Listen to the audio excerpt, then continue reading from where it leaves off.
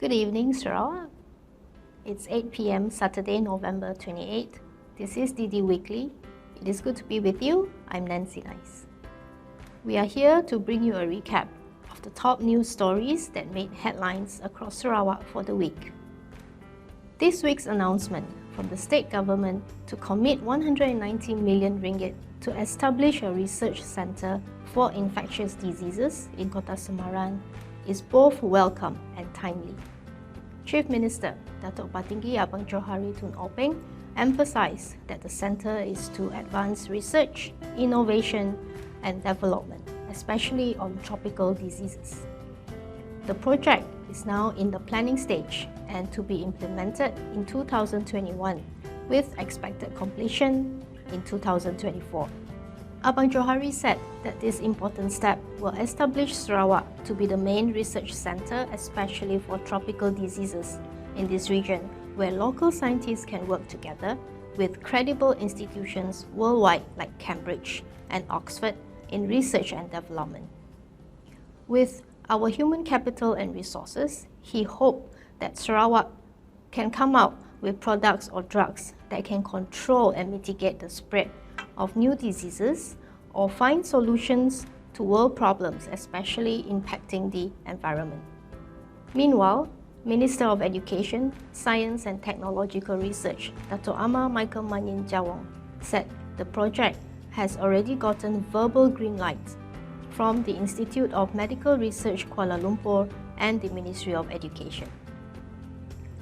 Shifting focus to the education sector on the government's decision to procure Raspberry Pi computer for students, which had since withdrew criticisms from the opposition, Minister of Education, Science, Technological Research, Dato' Amar Michael Manyin Jawong explained that it is because the cost is 40% less compared to a standard personal computer or laptop.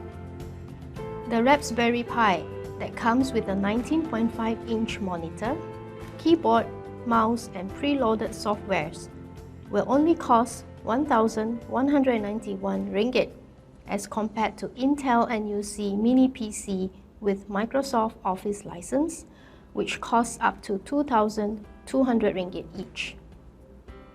With the ministry's limited budget, he emphasized that the savings would mean more students can benefit from it.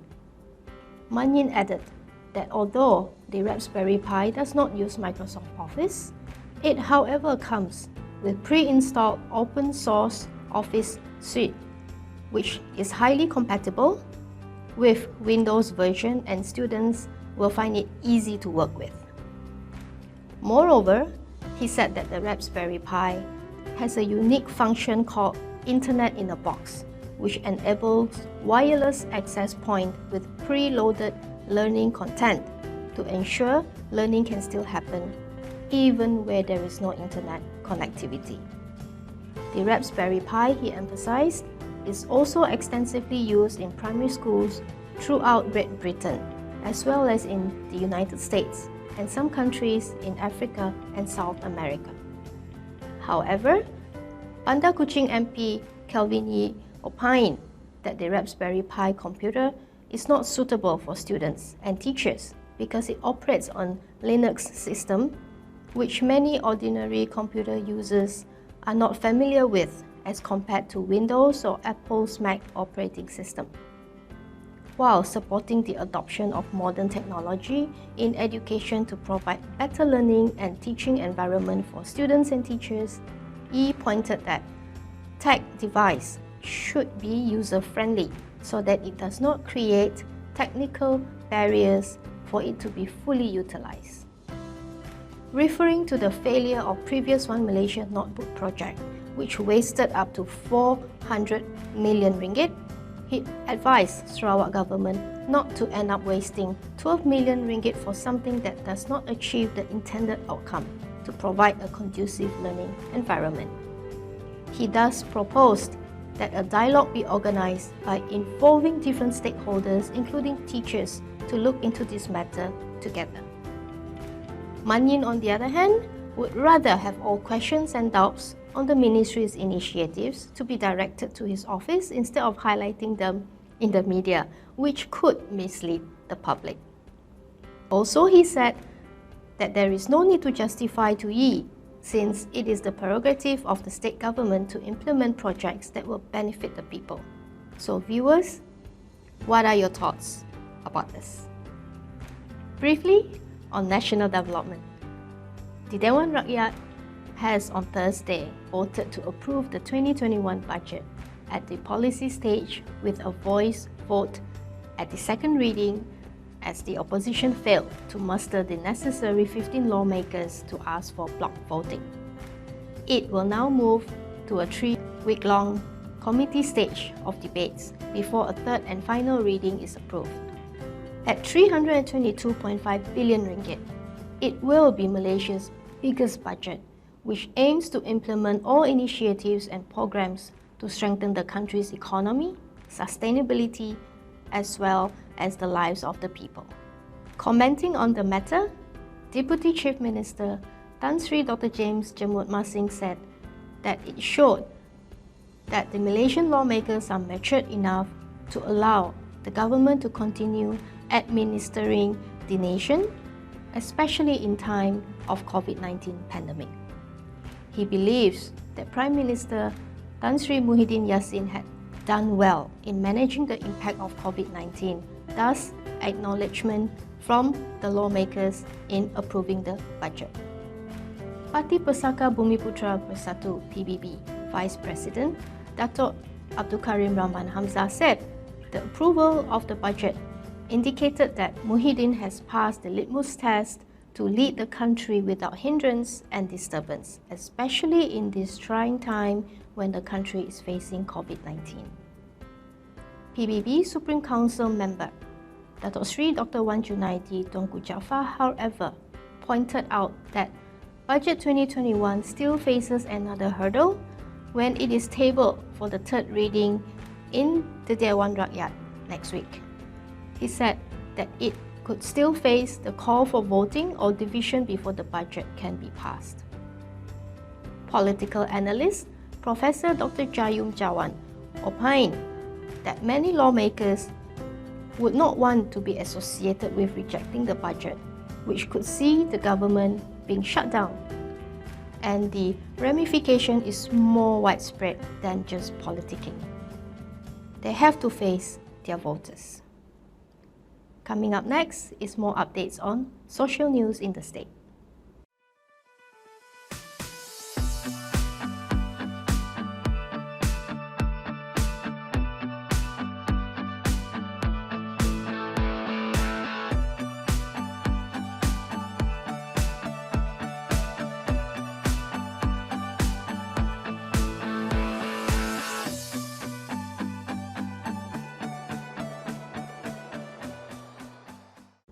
The late brother Albinus O'Flaherty, who is the former principal of Sacred Heart Secondary School, will have a road named after him, as the state government has approved the application of renaming Jalan Oya to Jalan Brother Albinus.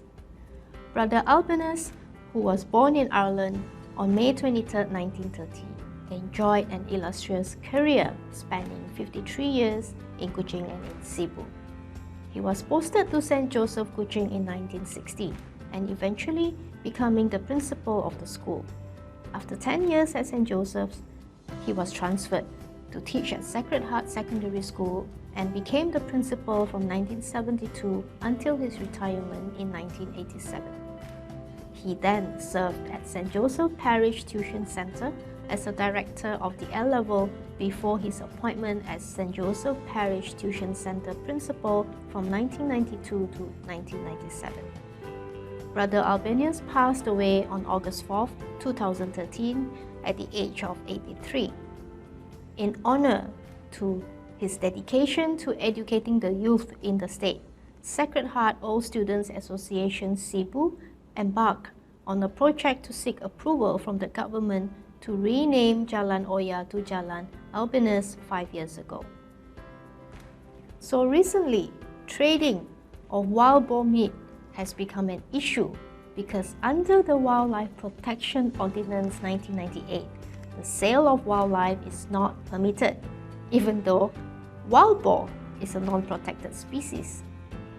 But Parti Rakyat Sarawak PRS President Tan Sri Dr. James Jemut Masing is hoping the Sarawak Forestry Corporation SFC will give the Dayaks, especially in Kapit, a leeway to sell wild boar meat to supplement their income. He said that the old ladies and men whose livelihood depends on the sale of wild boar meat came crying and complained to him after SFC officers confiscated the exotic products including kasam babi or preserved wild boar meat. While the Dayak elected representatives have met with SFC officers on the matter earlier this year, Masing claimed they had fallen on deaf ears. Even though wild boars are categorized as endangered species in Sarawak, he, however, emphasized that the species are breeding so fast that they have become a pest to rural farmers. So he questioned what's wrong with killing the pest and allow rural people to earn extra income from it. However, SFC explained that the prevention is to ensure that the natives will continue to have food they need, as studies have shown that wildlife trade is the single cause of the decline of wildlife and deprive the rural communities of their source of protein. But SFC asserted that natives residing in the rural areas are permitted to hunt for self-consumption but not for sale or trade. As such, Masing, together with his Vice President Datuk Liwan Lagang, have united in calling for the current ordinance to be amended to allow natives to sell wildlife meat, especially wild boar, in the open market. Liwan emphasized that hunting of wild boars have been a way of life for the indigenous people, but it is not the cause of the decline in population. Moreover, he is also of the opinion that the ordinance needed to be amended to give more bite for the authorities to go after the real culprits than hunters who just want to earn extra income. Let's now take a look at crime news. Police are now hunting for a man named Yong King Ling from Taman Rejang Park in Cebu, believed to be the mastermind of a death threat case involving a senior Royal Malaysian Customs Department's JKDM officer.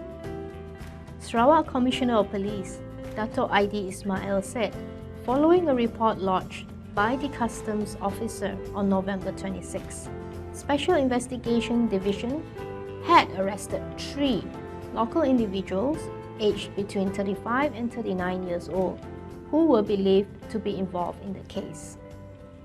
The case was believed to be related to a special operations conducted by the Kuching Customs Department Enforcement in early November.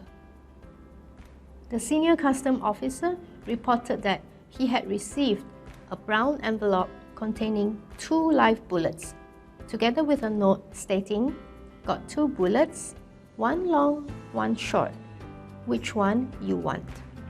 which was delivered to his house in Taman Perumahan Jalan Matang. Meanwhile, early this week, a 30-year-old man believed to have fallen from the 3rd floor of a shopping mall succumbed to his injuries at the emergency unit of Sarawak General Hospital. Kuching District Police Chief ACP Awang Din Awanggani said that the deceased had suffered a broken left leg and severe internal head injuries from the fall.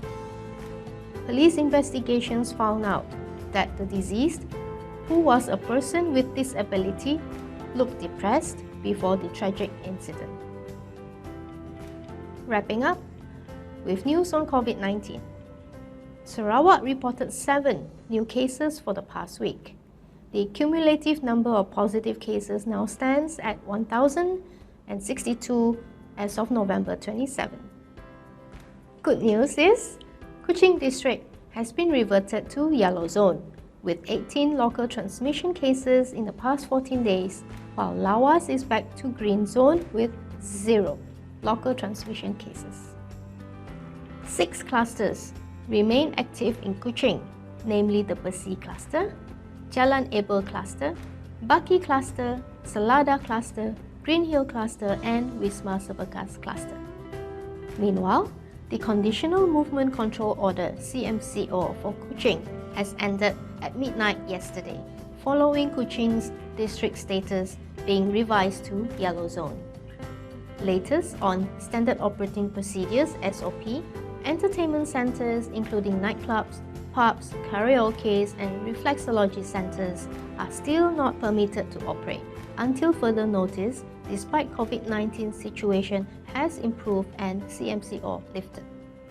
State Disaster Management Committee SDMC also emphasised during this Recovery Movement Control Order RMCO period, other sectors permitted to operate must strictly comply with existing SOP, with operating hours for all activities from 6 AM until 12 midnight. In addition, entry restrictions into Sarawak for all travellers from Peninsular Malaysia, Sabah and Labuan remain, in which a 14-day quarantine at designated hotels or quarantine facilities must be observed. This is DD Weekly News for the week. Thank you for watching. I'm Nancy Nice. Have a great weekend.